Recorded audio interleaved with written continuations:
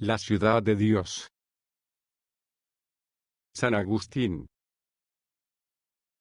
Libro sexto.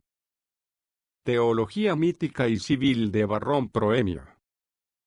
Me parece que he disputado bastante en estos 5 libros pasados contra los que temerariamente sostienen que por la importancia y comodidad de la vida mortal, y por el goce de los bienes terrenos, deben adorarse con el rito y adoración que los griegos llaman latría, y se debe únicamente al solo Dios verdadero, a muchos y falsos dioses, de los cuales la verdad católica evidencia que son simulacros inútiles, o espíritus inmundos y perniciosos demonios, o por lo menos criaturas, y no el mismo Creador. Y, ¿quién no advierte que para una necedad y pertinacia tan grandes no bastan estos 5 libros ni otros infinitos por más que sean muchos en el número, en atención a que se reputa por gloria y honra de la humana lisonja no rendirse a todos los contrastes de una verdad acrisolada, cuando resulta en perjuicio sin duda de aquel en quien reina tan monstruoso vicio, porque también una enfermedad peligrosa contra toda la industria del,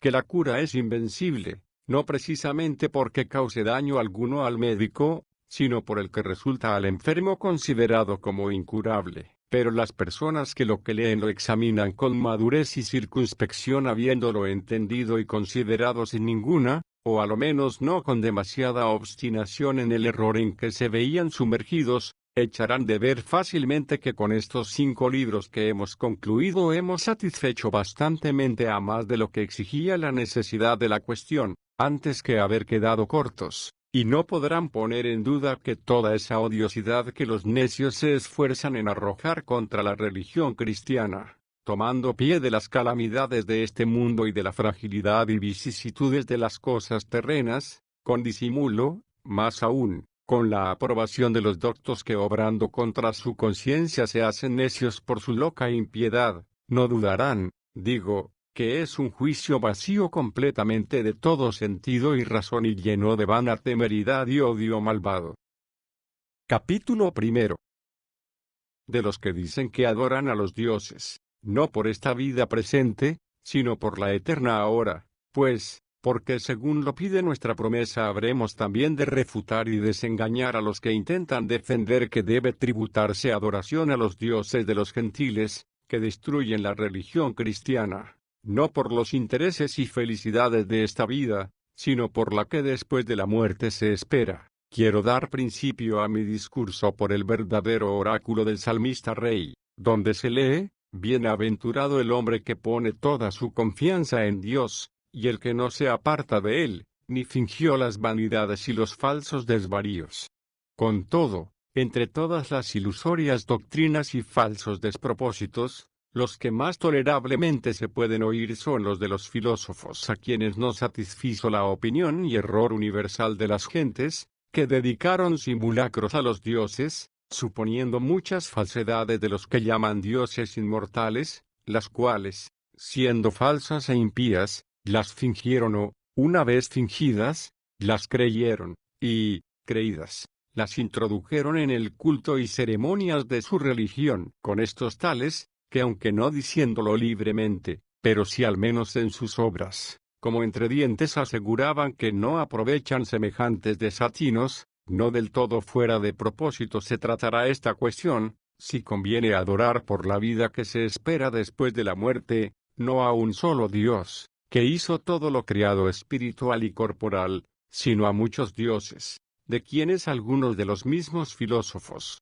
entre ellos los más acreditados y sabios, sintieron que fueron criados por aquel solo y colocados en un lugar sublime, porque, ¿quién sufrirá se diga y defienda que los dioses de que hicimos mención en el libro 4, a quienes se atribuye a cada uno, respectivamente, su oficio y cargo de negocios de poco momento, conceden a los mortales la vida eterna? Por ventura aquellos sabios y científicos varones que se glorían por un beneficio digno del mayor aprecio el haber escrito y enseñado, para que se supiese, el método y motivo con que se había de suplicar a cada uno de los dioses, y qué era lo que se les debía pedir, a fin de que, inconsiderada y neciamente, como suele hacerse por risa y mofa en el teatro, no pidiesen agua a Baco y vino a las ninfas, aconsejaran a ninguno rogase a los dioses inmortales que cuando hubiese pedido a las ninfas vino y le respondiesen, nosotras solo tenemos agua, eso pedidlo a Baco. Dijese entonces prudentemente, si no tenéis vino, a lo menos dadme la vida eterna. ¿Qué idea puede haber más monstruosa que este disparate? ¿Acaso excitadas a risa, porque suelen ser fáciles en reír, a no ser que afecten engañar, como que son demonios? No responderán al que así les rogare, hombre de bien, ¿pensáis que tenemos en nuestra mano la vida, siendo así que habéis oído repetidas veces que ni aún disponemos de vida? Así que es una necedad y desvarío insufrible pedir o esperar la vida eterna de semejantes dioses, de quienes se dice que cada partecilla de esta trabajosa y breve vida, y si hay alguna que pertenezca a su fomento, incremento y sustento, la tiene debajo de su amparo, pero es con tal restricción, que lo que está bajo la tutela y disposición de uno lo deben pedir a otro, de que resulta se tenga por tan absurda, imposible y temeraria tal potestad, como lo son los donaires y disparates del bobo de la farsa, y cuando esto lo hacen actores ingeniosos ante el público, con razón se ríen de ellos en el teatro, y cuando lo hacen los necios ignorándolo, con más justa causa se burlan y mofan de ellos en el mundo. Con mucho ingenio descubrieron los doctos y dejaron escrito en sus obras a qué dios o diosa de los que fundaron las ciudades se debería acudir en busca de diversos remedios, es a saber, ¿qué es lo que se debía pedir a Baco, a las ninfas, a Vulcano, y así a los demás? De lo que parte referí en el libro 4 y parte me pareció conveniente pasarlo en silencio, y si es un error notable pedir vino a Ceres, pan a Baco, agua a Vulcano y fuego a las ninfas, cuánto mayor disparate será pedir a alguno de esto la vida eterna. Por lo mismo, si cuando preguntábamos acerca del reino de la tierra qué dioses o diosas debía creerse que le podían dar, habiendo examinado este punto, averiguamos era muy ajeno de la verdad el pensar que los reinos, a lo menos de la tierra, los daba ninguno de los que componen tanta multitud de falsos dioses. Por ventura, no será una disparatada impiedad el creer que la vida eterna, que sin duda alguna y sin comparación se debe preferir a todos los reinos de la tierra, la pueda dar a nadie ninguno de ellos, porque está fuera de toda controversia que semejantes dioses no podían dar ni aun el reino de la tierra, por solo el especioso título de ser ellos dioses grandes y soberanos, siendo estos dones tan viles y despreciables, que no se dignarían cuidar de ellos, viéndose en tan encumbrada fortuna, a no ser que digamos que por más que uno, con justa razón vilipendie, considerando la fragilidad humana, los caducos títulos del reino de la tierra, estos dioses fueron de tal calidad,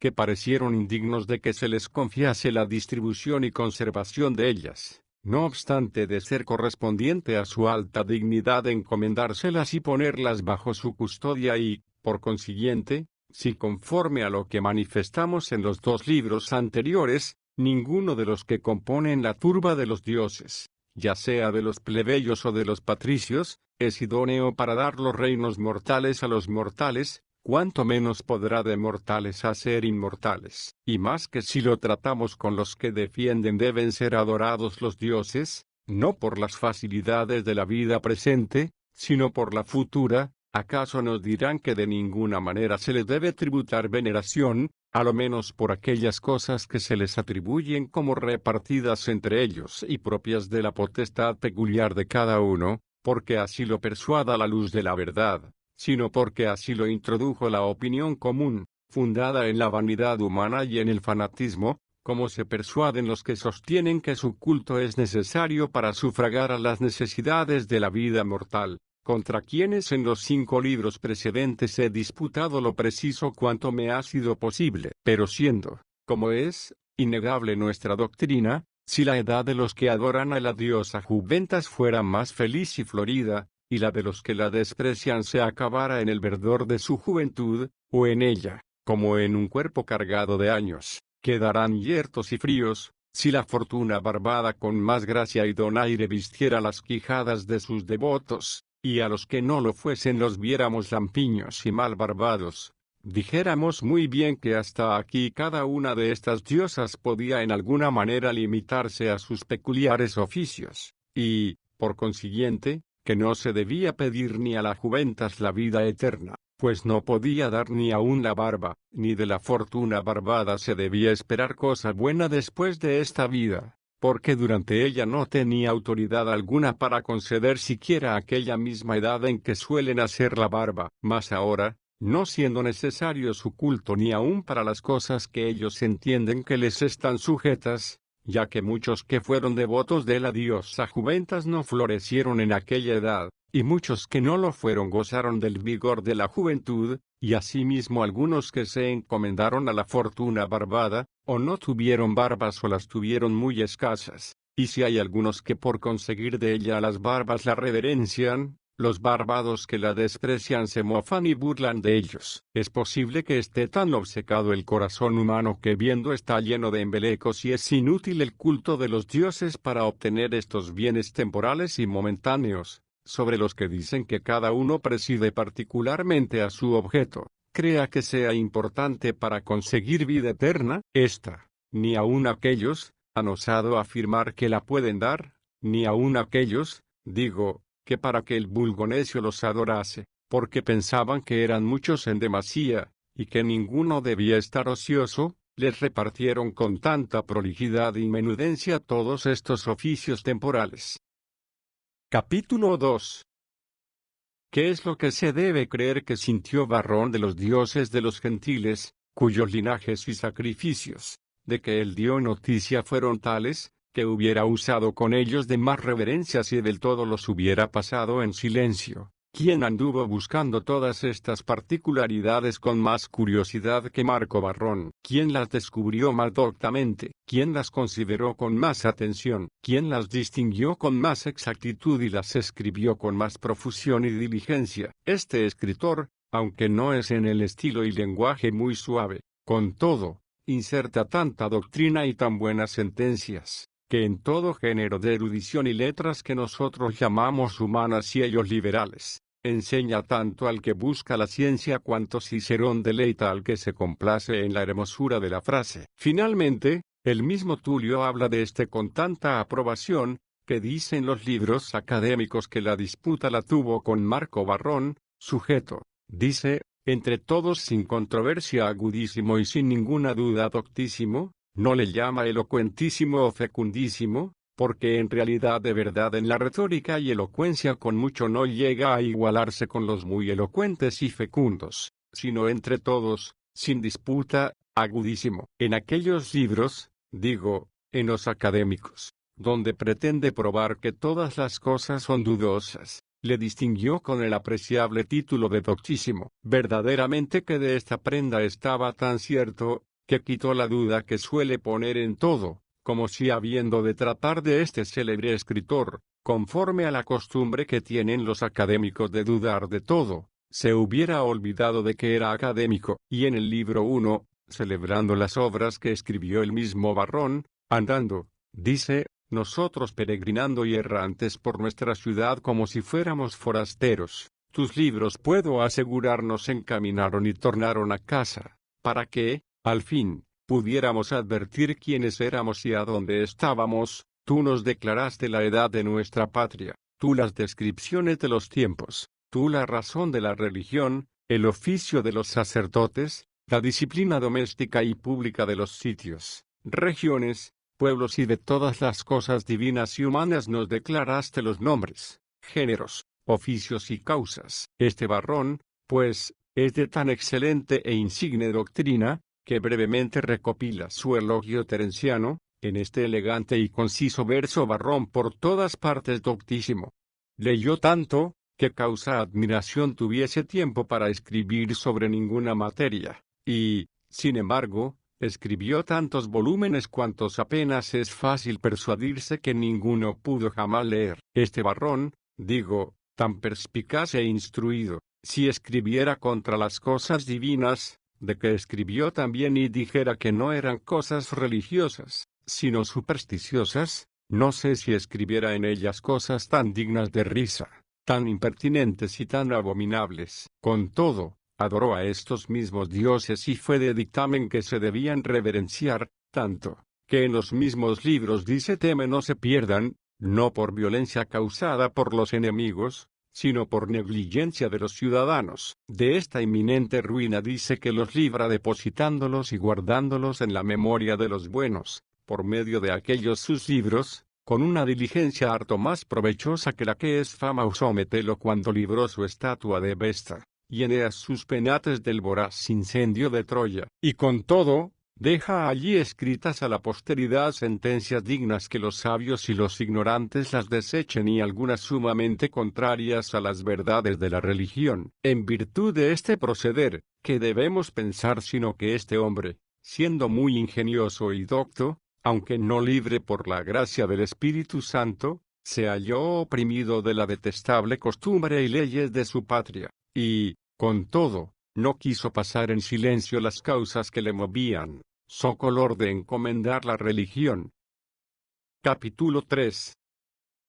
La división que hace Varrón de los libros que compuso acerca de las antigüedades de las cosas humanas y divinas, habiendo escrito 41 libros sobre las antigüedades, los dividió según materias divinas y humanas. En estas últimas consume 25, en las divinas 16, siguiendo en la división de materias esta distribución, de forma que reparte en 4 partes 24 libros concernientes a las cosas humanas, designando 6 a cada parte. Allí trata por extenso quiénes, dónde, cuándo y qué llevan a cabo. Así que en los 6 primeros habla de los hombres, en los 6 segundos de los lugares, en los 6 terceros de los tiempos, y en los 6 últimos de las cosas, y así 4 veces 6 hacen 24. Pero, además, colocó uno por sí solo, al principio, que en común habla de todos los asuntos propuestos. El que trata asimismo de las cosas divinas guardó el mismo método en la división,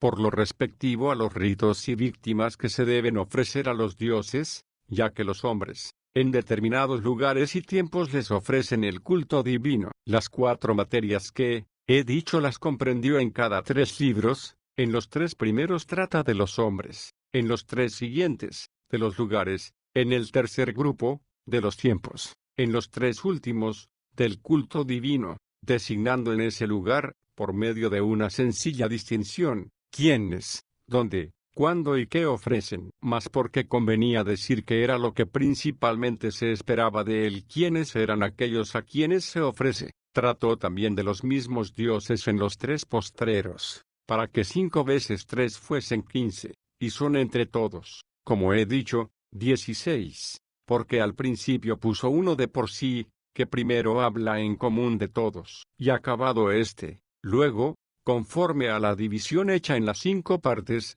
los primeros que pertenecen a los hombres los reparte de este modo. En el primero trata de los pontífices, en el segundo, de los augures o adivinos, en el tercero, de los 15 varones que atendían a las funciones sagradas. Los 3 segundos, que miran a los lugares, de esta manera, en el primero trata de los oratorios, en el segundo, de los templos sagrados, en el tercero, de los lugares religiosos, y los 3 que siguen luego, que conciernen a los tiempos, esto es, a los días festivos, que en el primero habla de las ferias, en el segundo de los juegos circenses, en el tercero de los escénicos. Los del cuarto ternario, que pertenecen a las cosas sagradas, los divide así: en el primero diserta sobre las consagraciones, en el segundo, de la reverencia y culto particular, y en el tercero, del público. A este, como aparato de los asuntos que ha de exponer en los 3 que restan, siguen, en último lugar, los mismos dioses, en cuyo honor ha empleado todas sus tareas literarias. Por este orden, en el primero trata de los dioses ciertos, en el segundo, de los inciertos, en el tercero y último, de los dioses escogidos. Capítulo 4.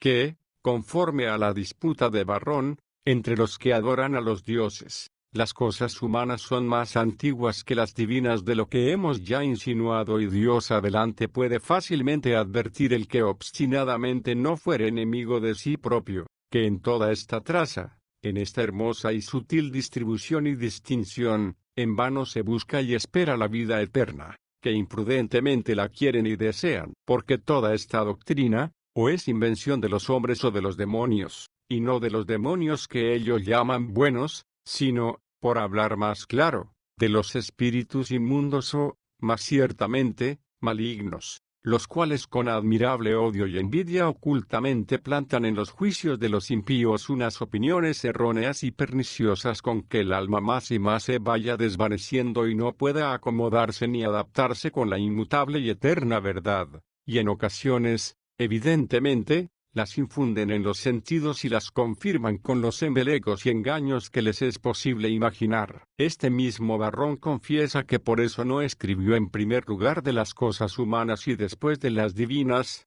porque antes hubo ciudades, y después éstas ordenaron e instituyeron las ceremonias de la religión. Pero, al mismo tiempo, es indudable que a la verdadera religión no la fundó ninguna ciudad de la tierra, antes sí. Ella es la que establece una ciudad verdaderamente celestial, y ésta nos la inspira y enseña el verdadero Dios, que da la vida eterna a los que de corazón le sirven. La razón en que se funda Varrón cuando confiesa que por eso escribió primeramente de las cosas humanas y después de las divinas, porque éstas fueron instituidas y ordenadas por los hombres, es esta, así como es primero el pintor que la tabla pintada, primero el arquitecto que el edificio, así son primero las ciudades que las instituciones que ordenaron estas mismas. Aunque dice que escribiera antes de los dioses y después de los hombres, si escribiera sobre toda la naturaleza de los dioses, como si escribiera aquí de alguna y no de toda,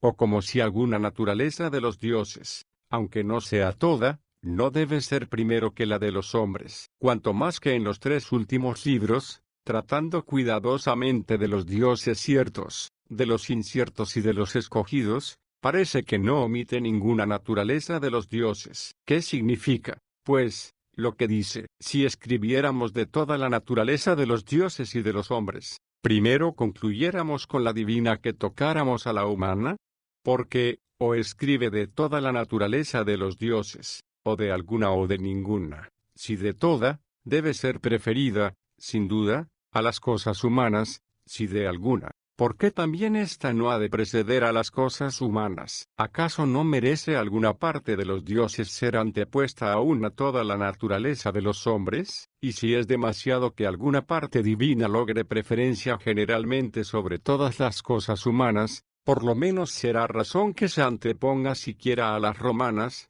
puesto que escribió los libros relativos a las cosas humanas, no precisamente por lo que respecta a todo el orbe de la tierra, sino en cuanto conciernen a sola Roma, a los cuales, sin embargo, en los libros de las cosas divinas, dijo que, según el orden analítico que habla observado en escribir, con razón los había antepuesto, así como debe ser preferido el pintor a la tabla pintada, el arquitecto al edificio, confesando con toda claridad que estas cosas divinas, igualmente que la pintura y el edificio, son instituciones que deben su erección a los hombres. Resta, por último, sepamos que no escribió sobre naturaleza alguna de los dioses, lo cual no lo quiso hacer claramente y al descubierto, antes lo dejó a la consideración de los que lo entienden, pues cuando se dice no toda, comúnmente se entiende, alguna, pero puede entenderse a sí mismo ninguna, porque la que es ninguna,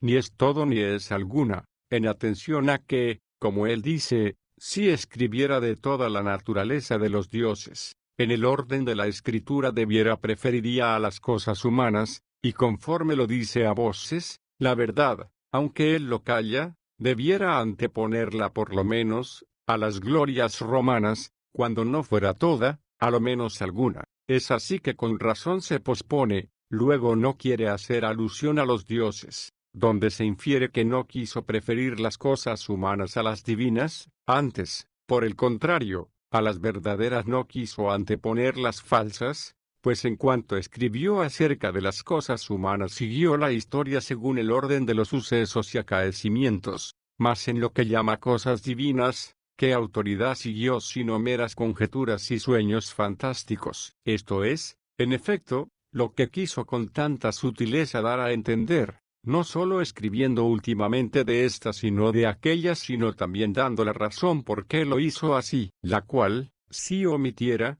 ¿acaso esto mismo que hizo lo defendieran otro de diversa manera? Pero en la misma causa que dio no dejó lugar a los otros para sospechar lo que quisiesen a su albedrío. Con pruebas bien concluyentes y con razones harto claras dio a entender que prefirió los hombres a las instituciones humanas, y no la naturaleza humana a la naturaleza de los dioses. Y por esto confieso ingenuamente que Varrón escribió los libros pertenecientes a las cosas divinas, no según el idioma de la verdad que concierne a la naturaleza, sino según la falsedad que toca al error, lo cual reprodujo más extensamente en otro lugar, como lo insinúe en el libro 4, diciendo que él seguirá gustosamente el estilo y traza de la naturaleza si él fundara una nueva ciudad, pero, como había hallado una ya fundada, no pudo sino acomodarse y seguir las prácticas de ella.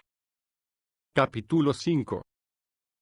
De los tres géneros de teología, según Varrón fabulosa, natural y civil, y de qué aprecio es la proposición por la que sostiene que hay tres géneros de teología, esto es, ciencia de los dioses, de los cuales el uno se llama mítico, el otro físico y el tercero civil. Al primer género le denominaremos con propiedad fabuloso, que es lo mismo que mitikon, pues mitos, en griego, quiere decir fábula, que al segundo llamemos natural, ya la costumbre de hablar así lo exige, al tercero, que se llama civil, él mismo le nombró en lengua latina. Después dice llaman mítico aquel del que usan los poetas, físico del que los filósofos, civil del que usa el pueblo. En el primero, dice, se hallan infinitas ficciones indignas de la naturaleza de los inmortales, por cuanto en él se advierte como un dios nació de la cabeza, otro procedió de un muslo, otro de unas gotas de sangre. En él se lee cómo los dioses fueron ladrones, adúlteros y cómo sirvieron a los hombres.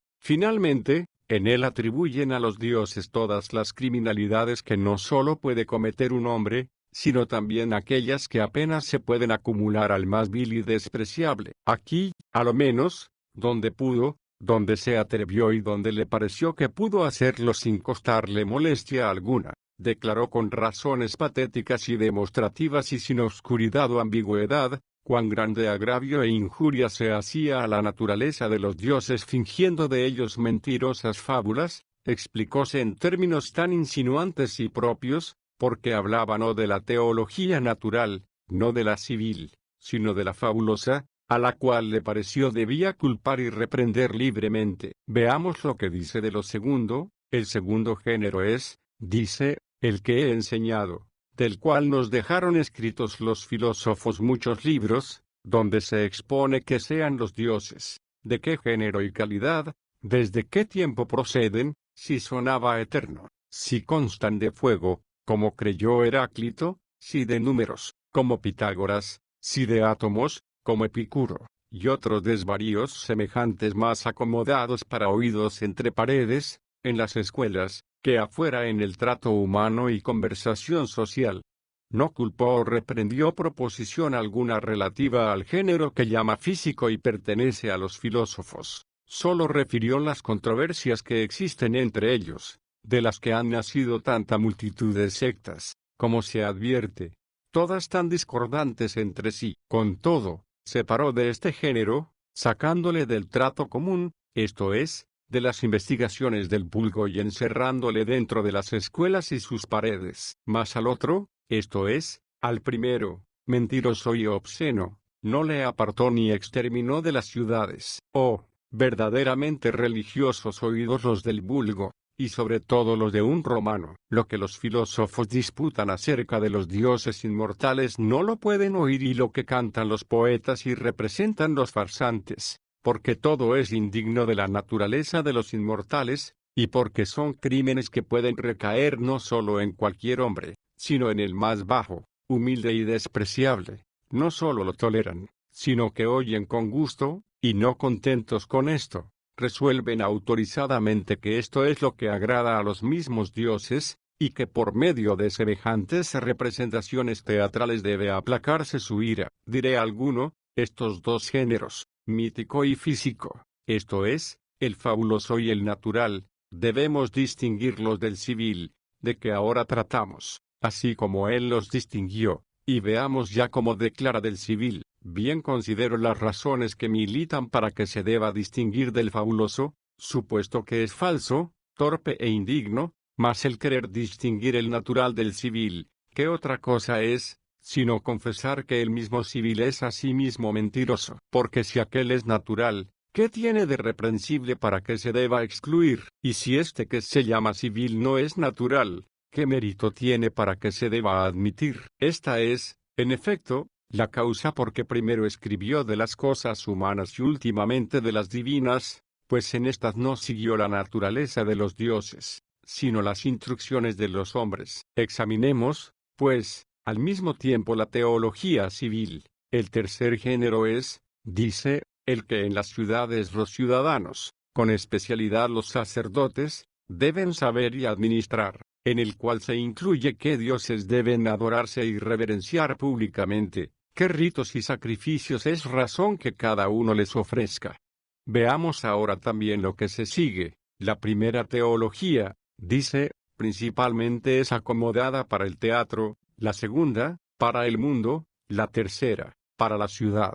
¿Quién no echa de ver a cuál dio la primacía? Sin duda que a la segunda, de la que dijo arriba como era peculiar a los filósofos, porque ésta, añade, que pertenece al mundo, es la que éstos reputan por la más excelente de todas. Pero las otras dos teologías, la primera y la tercera, es a saber, la del teatro y la de la ciudad, las distinguió o las separó, porque advertimos que no porque una cosa sea propia de la ciudad puede consiguientemente pertenecer al mundo, aunque vemos que las ciudades están en el mundo, pues es posible acontezca que la ciudad instruida y fundada en opiniones falsas adore y crea tales cosas, cuya naturaleza no se halla en parte alguna del mundo o fuera de su ámbito. Y el teatro, ¿dónde está sino en la ciudad? ¿Y quién instituyó el teatro sino la ciudad? ¿Y por qué le instituyó sino por afición a los juegos escénicos? ¿Y dónde se hallan colocados los juegos escénicos sino entre las cosas divinas,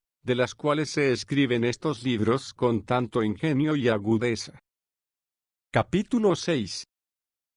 De la teología mítica, esto es, fabulosa, y de la civil, contra Varrón o Marco Varrón. Eres ciertamente el más ingenioso entre todos los hombres, y, sin duda, el más sabio, pero hombre, en fin, y no Dios, y, por lo mismo, aunque no ha sido elevado a la cumbre de la verdad y de la libertad por el Espíritu de Dios para ver y publicar las maravillas divinas, bien hechas de ver cuánta diferencia se debe hacer entre las cosas divinas y entre las fruslerías y mentiras humanas, pero temes ofender las erróneas opiniones y las pervertidas costumbres del pueblo, que las ha recibido entre las supersticiones públicas. Asimismo, notas que estas ficciones repugnan a la naturaleza de los dioses, aun de aquellos que la flaqueza del espíritu humano imagina destruidos en los elementos de este mundo. Tú no echas de ver cuando por todas partes las consideras, y todo cuanto tenéis escrito en vuestros libros lo dice a voces, que hace aquí,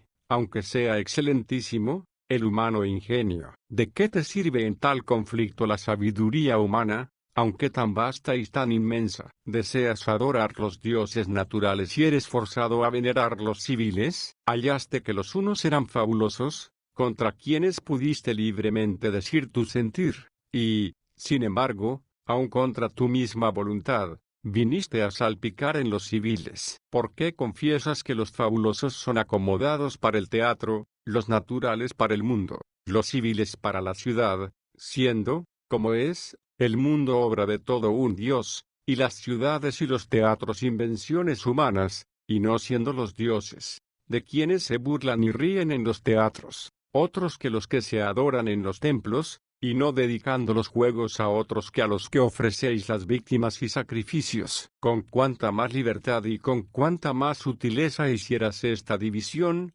diciendo que unos eran dioses naturales y otros instituidos por los hombres, pero que de los establecidos por los hombres, una cosa enseña la doctrina de los poetas, otra la de los sacerdotes, aunque una y otra profesan entre sí una amistad mutua, por lo que ambas tienen de falsas, y de una y otra gustan los demonios, a quienes ofende la doctrina de la verdad, dejando a un lado por un breve rato la teología que llaman natural, de la cual hablaremos después. ¿Os parece, acaso, que debemos perder o esperar la vida eterna de los dioses poéticos, teátricos, juglares y escénicos? Ni por pensamiento. Antes nos libre Dios de cometer tan execrable y sacrílego desatino. ¿Acaso interpondremos nuestros ruegos para suplicar nos concedan la vida eterna a unos dioses que gustan oír unos desvaríos, y se aplacan cuando se refieren y frecuentan en semejantes lugares sus culpas? Ninguno, a lo que pienso,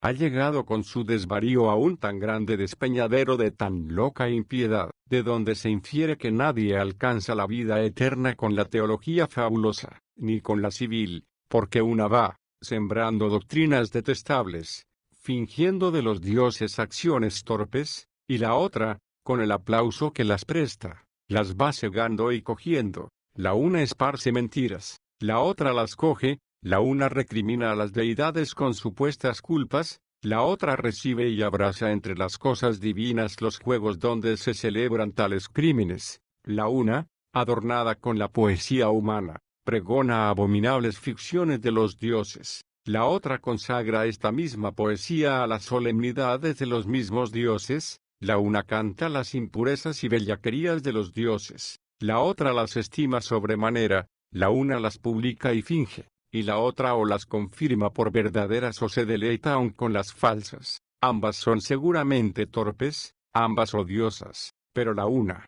que es la teátrica, profesa públicamente la torpeza, y la otra que es la civil, se adorna con la obscenidad de aquella. Es posible que hemos de esperar alcanzar la vida eterna con lo que ésta, caduca y temporal, se profana, y si adultera la vida el comercio y trato con los hombres fascinerosos cuando se entrometen a hacer consentir nuestros afectos y voluntades en sus maldades, como no ha de profanarla y pervertir la sociedad con los demonios, que se adoran y veneran con sus culpas. Si éstas son verdaderas, qué malos los que son adorados. Si falsas, cuán mal son adorados. Cuando esto decimos, quizá parecerá al que fuere demasiado ignorante en esta materia que sólo las impurezas que se celebran de semejantes dioses son indignas de la majestad divina, ridículas y abominables las que cantan los poetas y se representan en los juegos escénicos, pero los sacramentos que celebran, no los histriones, sino los sacerdotes,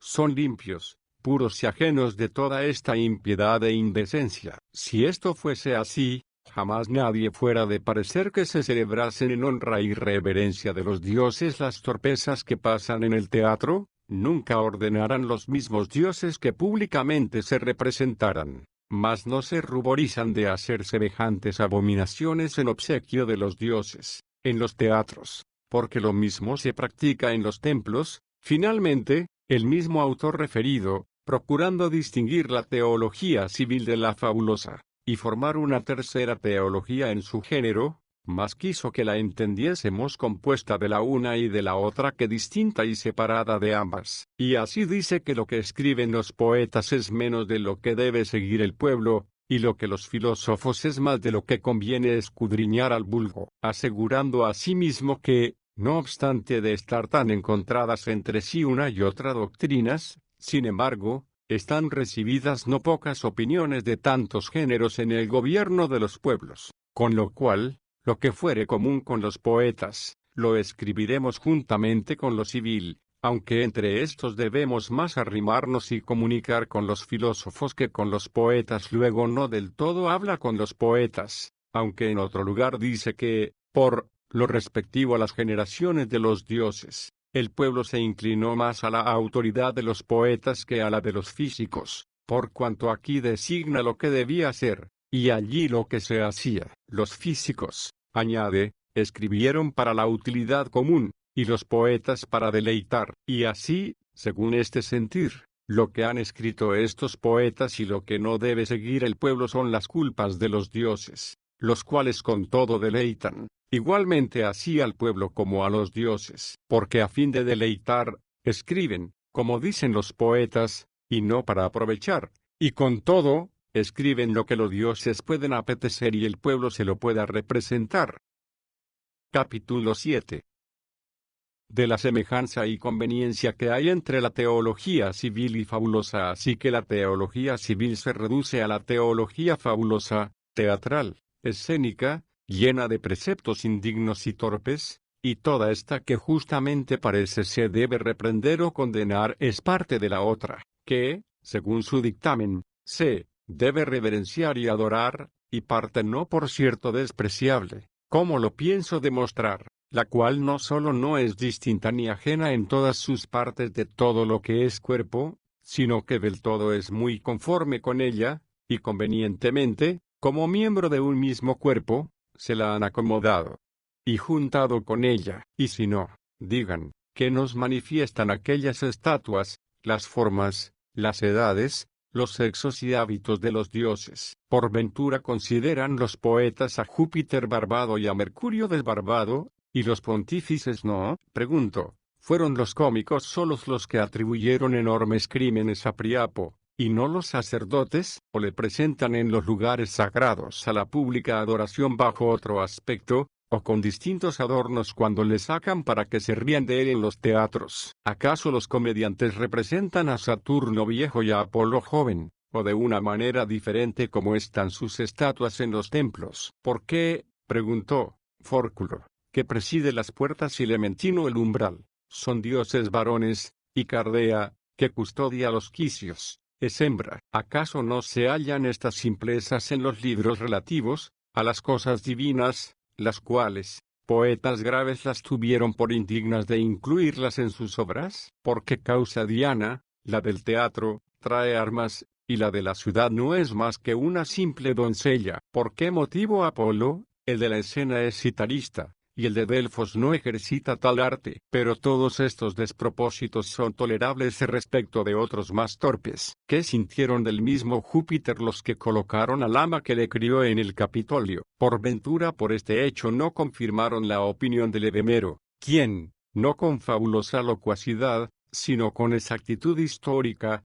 escribió que todos estos dioses fueron hombres, y hombres mortales. Igualmente, los que fingieron a los dioses epulones parásitos convidados a la mesa de Júpiter, ¿qué otra cosa quisieron que fuesen sino unas ceremonias de pura farsa? Porque si en el teatro dijera el bobo o el gracioso que en el convite de Júpiter hubo también sus parásitos, sin duda que parecería que había intentado con este donaire hacer reír a la gente, pero lo dijo Varrón, y no en ocasión que escarnecía a los dioses, sino cuando los recomendaba y celebraba. Testigos fidedignos de que lo escribió así con los libros, no los pertenecientes a las cosas humanas, sino los que tratan de las divinas, y no en parte donde explicaba los juegos escénicos, sino donde enseñaba al mundo los ritos del Capitolio. Finalmente, de estas ficciones se deja hábilmente vencer, confesando que así como supieron de los dioses que tuvieron forma humana, así también creyeron que gustaban de los humanos deleites. Capítulo 8. De las interpretaciones de las razones naturales que procuran aducir los doctores paganos en favor de sus dioses, sin embargo, dicen que todo esto tiene ciertas interpretaciones fisiológicas, esto es, razones naturales, como si nosotros en la presente controversia buscásemos la fisiología y no la teología, es decir, no la razón de la naturaleza, sino la de Dios, porque, aunque el verdadero Dios es Dios, no por opinión, sino por naturaleza, con todo, no toda naturaleza es Dios, pues, en efecto, la del hombre, la de la bestia, la del árbol, la de la piedra, es naturaleza, y nada de esto es Dios, y si, cuando tratamos de los misterios de la madre de los dioses, lo principal de esta interpretación consiste en que la madre de los dioses es la tierra, ¿para qué pasamos adelante en la imaginación? ¿Para qué escudriñamos lo demás? ¿Qué argumento hay que concluya con más evidencia en favor de los que sostienen que todos estos dioses fueron hombres? Y en esta conformidad son terrígenas e hijos de la tierra, así como la tierra es su madre, pero en la verdadera teología, la tierra es obra de Dios y no madre. Con todo, como quiera que interpreten sus misterios y los refieran a la naturaleza de las cosas, el ser hombres afeminados no es según el orden de lo natural, sino contra toda la naturaleza. Esta dolencia, este crimen, esta ignominia es la que se practica entre aquellas ceremonias, lo que en las corrompidas costumbres de los hombres apenas se confiesa en los tormentos, y si estas ceremonias, que, según se demuestra, son más abominables que las torpezas escénicas, se excusan y purgan porque tienen sus interpretaciones, con las que se manifiesta que significan la naturaleza de las cosas. ¿Por qué no se excusará y purificará a sí mismo lo que dicen los poetas? Pues que ellos han interpretado muchas cosas de la misma manera, y esto de forma que lo más horrible y abominable que cuentan como de que Saturno se comió a sus hijos, lo exponen así algunos, que todo cuanto el dilatado transcurso del tiempo, significado por el nombre de Saturno, engendra, él mismo lo consume, o, como piensa el mismo Varrón, porque Saturno pertenece a las semillas, las cuales vuelven a caer en la misma tierra de donde traen su origen, y otros de otra manera, y así lo demás concerniente al asunto, y con todo ello, se llama teología fabulosa, la cual, con todas estas sus interpretaciones, reprenden, desechan y condenan, y porque ha fingido acciones impropias del carácter de los dioses, no sólo con razón la diferencia de la natural, que es propia de los filósofos, sino también de la civil, de que tratamos, de la que dicen que pertenece a las ciudades y al pueblo, lo cual ha sido con este fin, porque como los hombres ingeniosos y doctos que escriben de estas materias observaron que ambas teologías eran dignas de condenación, así la fabulosa como la civil, y se atrevieron a condenar aquella y no esta, propusieron aquella para condenarla, y a esta, que era su semejante, la pusieron en público para que se comparase con la otra, no para que la escogiesen, sino para que se entendiese que era digna de desechar juntamente con la otra, y de esta manera, sin riesgo alguno de los que temían reprender la teología civil, dando de mano a la una y a la otra, que llaman natural, hállase lugar en los corazones de los que mejor sienten, porque la civil y la fabulosa, ambas son fabulosas y ambas civiles, ambas las hallará fabulosas el que prudentemente considerare las vanidades y las torpezas de ambas, y ambas civiles, el que advierte incluidos los juegos escénicos, que pertenecen a la fabulosa, entre las fiestas de los dioses civiles y entre las cosas divinas de las ciudades. Esto supuesto, ¿cómo se puede atribuir el poder de dar la vida eterna a ninguno de estos dioses, a quienes sus propias estatuas, sus ritos y religión convencen que son semejantes a los dioses fabulosos que claramente reprueban, y muy parecidos a ellos en las formas, edades, sexo, hábito, matrimonios, generaciones, ritos, en todo lo cual se conoce que, o fueron hombres, y que conforme a la vida y muerte de cada uno les ordenaron sus peculiares ritos y solemnidades, insinuándoles y aún asegurándoles este error y ceguera a los demonios, o que realmente fueron unos espíritus inmundos, que se entrometieron en su voluntad, favorecidos de cualquier ocasión ventajosa para engañar los juicios humanos. Capítulo 9.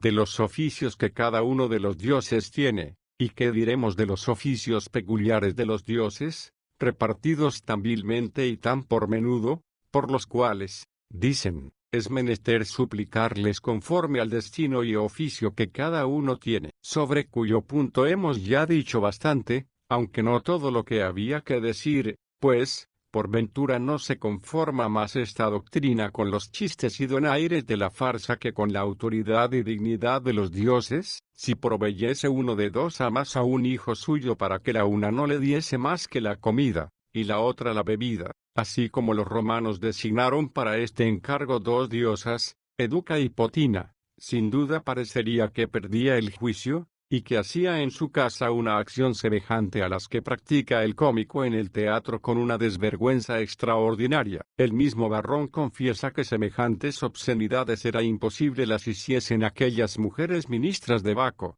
sino enajenadas de juicio, aunque después estas abominables fiestas llegaron a ofender tanto los ojos del Senado, más cuerdo y modesto, que las extinguió y abolió por un solemne decreto, y a lo menos, al fin quizá, echaron de ver lo que influyen los espíritus inmundos sobre los corazones humanos cuando los tienen por dioses. Estas impurezas, a buen seguro que no se ejecutaran en los teatros, porque allí se burlan, juegan y no andan furiosos. No obstante, el adorar dioses que gusten también de semejantes fiestas es una especie de furor. ¿Y de qué valor es aquella proposición? donde haciendo distinción del religioso y supersticioso, dice que el supersticioso teme a los dioses, y que el religioso solo los respeta como a padres, y no los teme como a enemigos, añadiendo que todos son tan buenos, que les es más fácil el perdonar a los culpados que el ofender al inocente. Con todo,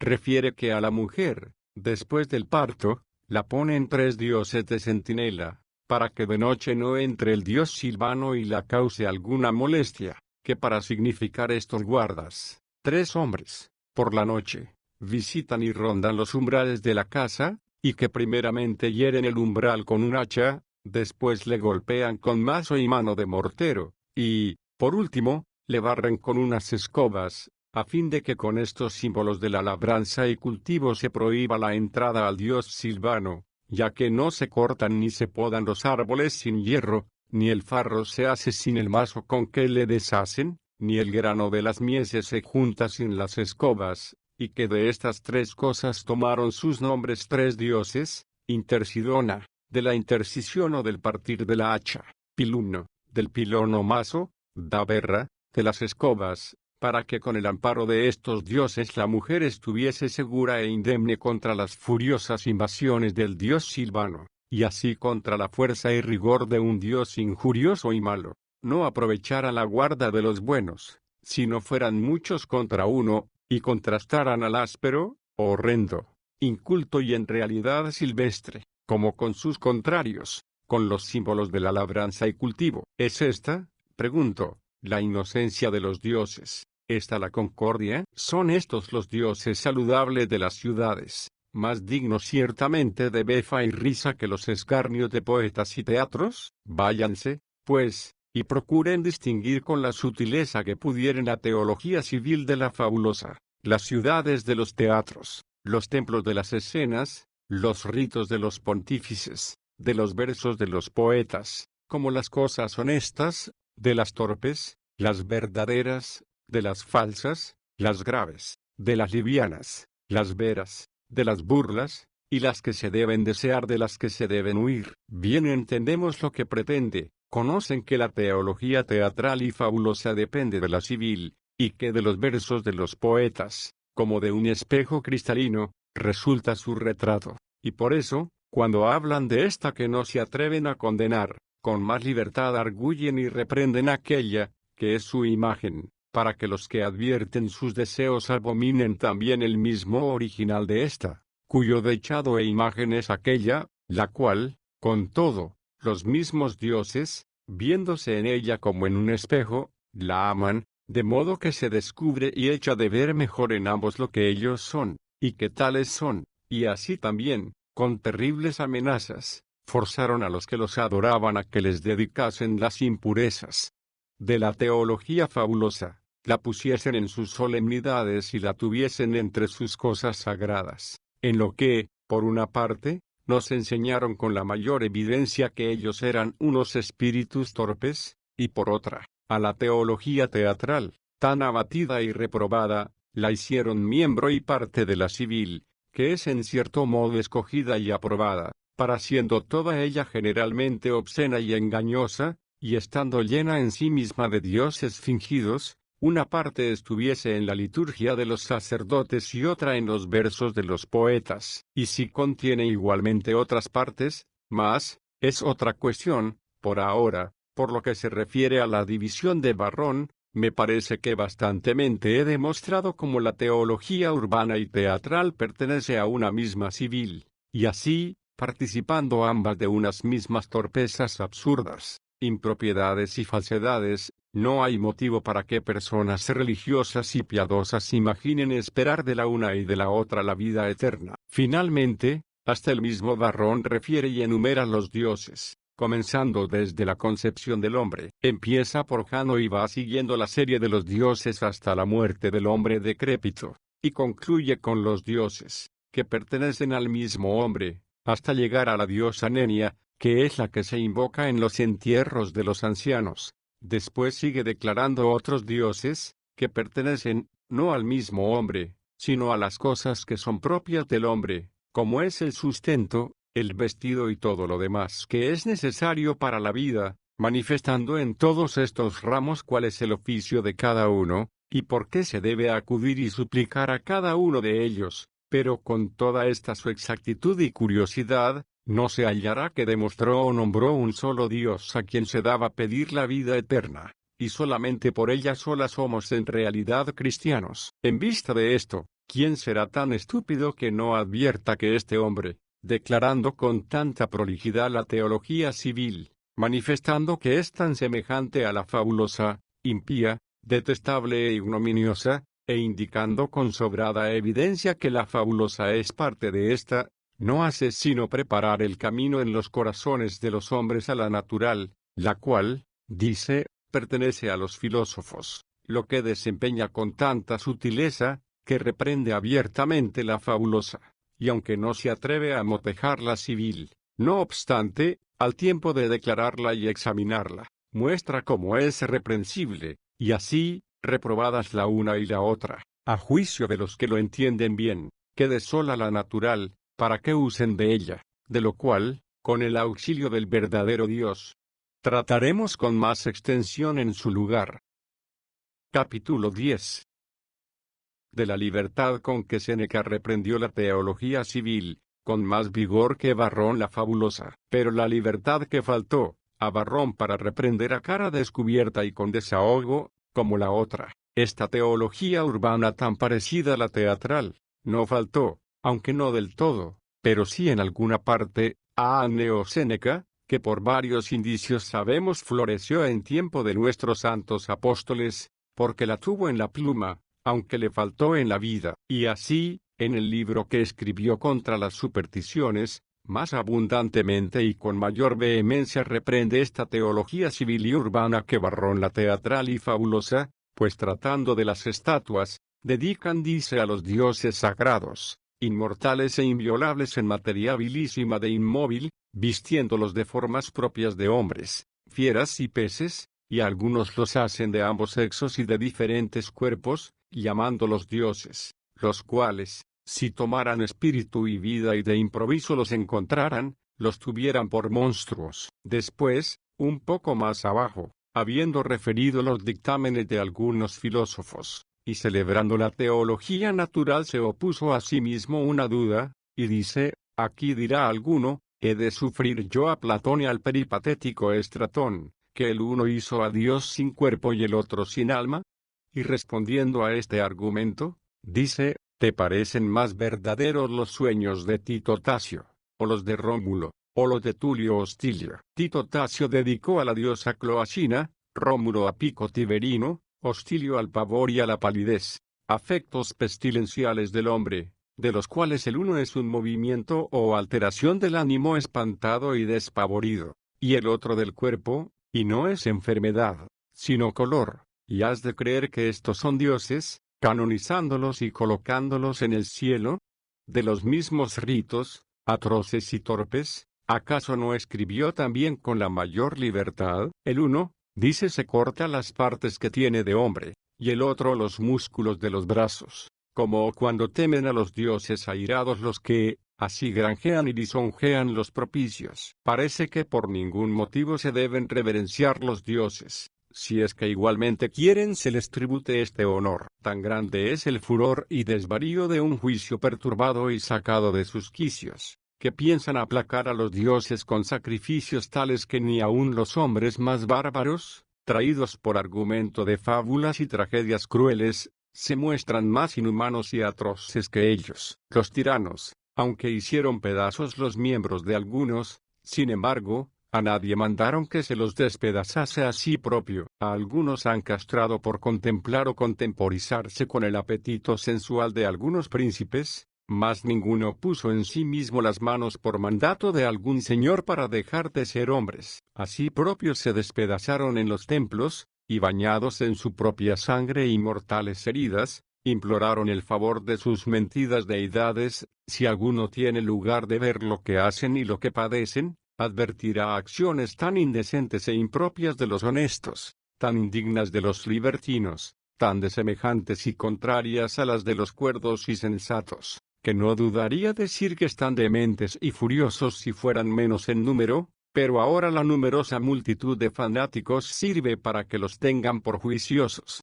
Pues lo que insinúa que pasa en el mismo Capitolio, y lo que, sin miedo alguno, reprende severamente, ¿quién creerá que lo ejecutan? Sino personas que escarnecen de ello o que están furiosas. Y así, habiéndose reído porque en las funciones sagradas de los egipcios lloraban el haber perdido a Osiris, y luego inmediatamente manifestaban particular alegría de haberle hallado, viendo que el perderle y el hallarle era fingido, aunque el dolor y alegría de los que nada perdieron y nada hallaron, realmente le representaban. Con todo dice esta locura y furor tiene su tiempo limitado, es tolerable volverse locos una vez en el año. Vine al Capitolio. Vergüenza causará el descubrir la demencia que un furor ridículo ha tomado por oficio. Uno hace como que presenta los nombres al dios, otro se ocupa en avisar a Júpiter las horas, otro se muestra que es lector, otro untador, que con un irrisible menear de brazos contrahace al que unta. Hay algunas mujeres que fingen y están aderezando los cabellos a Juno y a Minerva,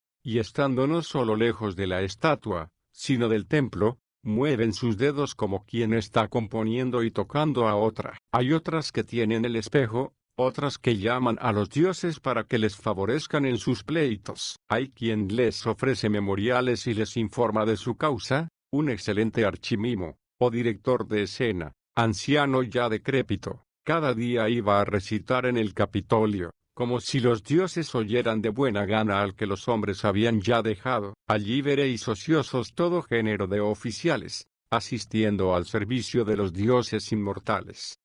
Y poco después dice, estos, aunque ofrecen al dios un ministerio superfluo y excusado, sin embargo, no es torpe ni infame. Hay algunas mujeres que están sentadas en el Capitolio, persuadidas de que Júpiter está enamorado de ellas, sin tener respeto ni miedo a Juno, no obstante de ser, si quisierais creer a los poetas, una diosa colérica e iracunda. Esta libertad no la tuvo Varrón, solo se atrevió a reprender la teología poética, sin meterse con la civil, a la que éste fustigó. Con todo, si atendiéramos a la verdad, peores son los templos donde se ejecutan estas abominaciones que los teatros en donde se fingen. Y así, en orden a los ritos de la teología civil, aconseja Séneca al sabio que no los conserve religiosamente en el corazón, sino que los finja en las obras, porque dice, todo lo cual guardará el sabio como las sanciones establecidas por la ley,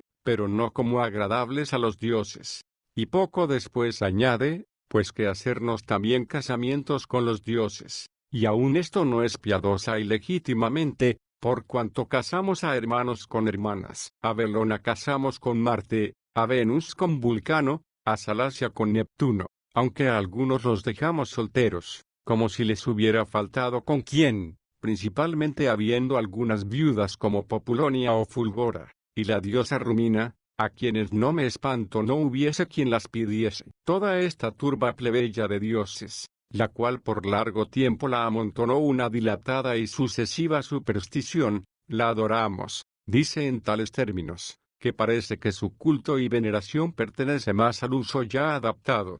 Por lo tanto, ni aquellas sus leyes civiles, ni el uso y la costumbre instituyeron en la teología civil cosa que fuese agradable a los dioses, o fuese de importancia, pero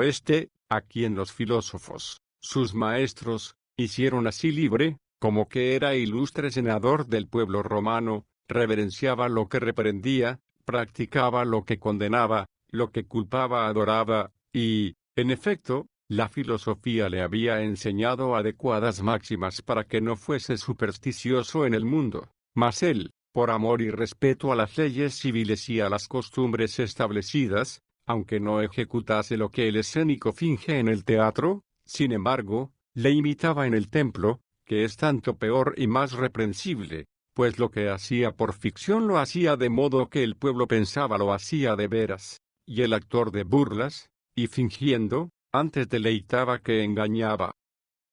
Capítulo 11. Lo que sintió Séneca de los judíos. Séneca, entre otras supersticiones relativas a la teología civil, reprende igualmente los ritos de los judíos, con especialidad la solemnidad del sábado, diciendo que la celebran inútilmente, porque en los días que interponen cada 7 días, estando ociosos, pierden casi la séptima parte de su vida, y se malbaratan muchas cosas dejándolas de hacer al tiempo que debieran. Pero no se atrevió a hacer mención de los cristianos, que ya entonces eran aborrecidos de los judíos, ni en bien ni en mal, o por no alabarlos quebrantando la antigua costumbre de su patria, o por no reprenderlos quizá contra su voluntad, pero hablando de los judíos, dice, y con todo eso, han cundido y prevalecido tanto las costumbres y método de vivir de esta malvada nación, que están ya recibidas por todas las provincias de la tierra, y los vencidos han dado leyes a los vencedores. Admirábase diciendo esto, y no sabía lo que Dios obraba. Al fin puso su parecer, significando lo que sentía acerca de aquellos ritos, y dice así, con todo, ellos saben y entienden las causas en que se fundan sus ritos y ceremonias, y la mayor parte del pueblo hace lo que ignora por qué lo hace, pero sobre los ritos de los judíos, las causas por qué fueron instituidos por la autoridad divina, la manera que se observó en su establecimiento, y como después por la misma autoridad en el tiempo en que convino se los quitaron al pueblo de Dios, a quien fue servido revelar el misterio de la vida eterna. Ya en otra parte lo hemos expuesto, principalmente cuando disputamos contra los maniqueos, y en estos libros lo manifestaremos también en lugar más oportuno. Capítulo 12. Que descubierta la vanidad de los dioses de los gentiles, es, sin duda, que no pueden ellos dar a ninguno la vida eterna, pues que no ayudan tampoco para esta vida temporal. Mas ahora acerca de estas 3 teologías que los griegos llaman mítica, física y política, y en idioma latino pueden llamarse fabulosa, natural y civil. De esta hemos demostrado que no se debe esperar la vida eterna, tampoco de la fabulosa, a la cual, aun los mismos que adoran muchos y falsos dioses, con bastante libertad reprenden, y menos de la civil, cuya parte principal se convence ser la fabulosa, descubriéndose que es muy semejante a ella y aún peor. Pero si no pareciese suficiente a los incrédulos lo que hemos referido en este libro, añada también lo que hemos dicho copiosamente en los precedentes, y especialmente en el 4, hablando de Dios, dador y dispersador de la felicidad, porque, ¿a quién debieran consagrarse los hombres por amor de la vida eterna, si no solo a la felicidad, si ésta fuera diosa, y, supuesto que no lo es, sino un don de Dios? ¿A qué Dios sino al dador de la felicidad nos hemos de consagrar los que con piadosa caridad amamos y deseamos la vida eterna, donde se halla la verdadera y completa felicidad? Que ninguno de los dioses que con tanta torpeza se reverencian, y que si no los adoran más torpemente se enojan, aunque se confiesan ellos mismos por espíritus inmundos, que ninguno de estos, digo, sea dador de la felicidad. Creo que por lo que llevamos referido ninguno tiene que dudar, y el que no da la felicidad, ¿cómo podrá dar la vida eterna? ¿Cuál es la causa por que llamamos vida eterna a aquella donde hay felicidad sin fin? Pues si el alma vive en las penas eternas, donde también los espíritus malignos han de ser atormentados, mejor debe ser llamada aquella muerte eterna que vida, porque no hay muerte mayor ni más temible que aquella donde no muere la muerte. Pero como la naturaleza del alma, que fue criada inmortal, no puede existir sin alguna vida, cualquiera que sea, su muerte más infausta es hallarse ajena y privada de la vida de Dios en la eternidad del tormento, de donde se infiere que la vida eterna, esto es, la feliz y bienaventurada sin fin, sólo la da el que da la verdadera felicidad, la cual, por cuanto está demostrado que no la pueden dar los dioses que reverencian esta teología civil. Por lo mismo, no solo no se les debe venerar por interés de las cosas temporales y terrenas, según lo manifestamos en los 5 libros anteriores, pero mucho menos por la vida eterna que esperamos después de la muerte, lo cual hemos probado en este solo libro, aprovechándonos también de las máximas establecidas en los precedentes, y por cuanto suele estar demasiado arraigada la malicia de una envejecida costumbre. Si a alguno le pareciere que hemos dicho poco en razón de condenar y desterrar esta teología civil, Atienda con diligencia a lo que con el favor de Dios estudiaremos en el libro siguiente.